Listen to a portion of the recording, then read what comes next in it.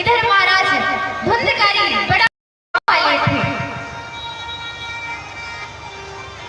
इधर महाराज धुंधकारी बड़ा हुआ।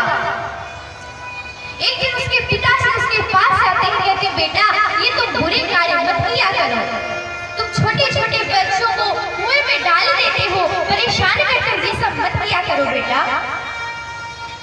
आज महाराज जैसे धुंधकारी को आज आत्मदेव जी समझाना चाह रहे थे, तो आज धुंधकारी ने कहा आप मुझे ज्यादा ज्ञान मत दो।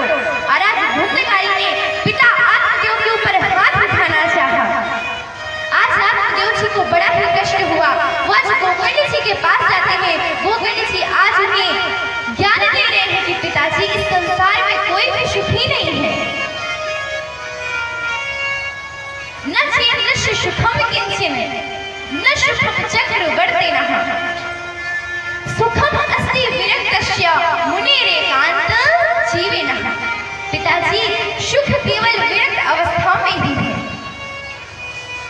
क्योंकि ये जो समय चल रहा है नई सदी में लिख रही दर्द भरी सौगात, और बेटा कहता बाप से तेरी क्या औकात।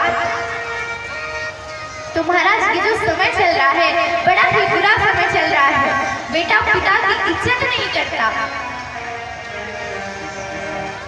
जबकि पिता कितनी मजदूरी करके मेहनत करके अपने बच्चे का पालन पोषण करता है, उसे बड़ा करता है, और वो बेटा जब बड़ा होकर के कुछ करने लगता है तब वो अपने पिता से कहता तुमने मेरे लिए किया ही क्या है, क्या किया है तुमने मेरे लिए।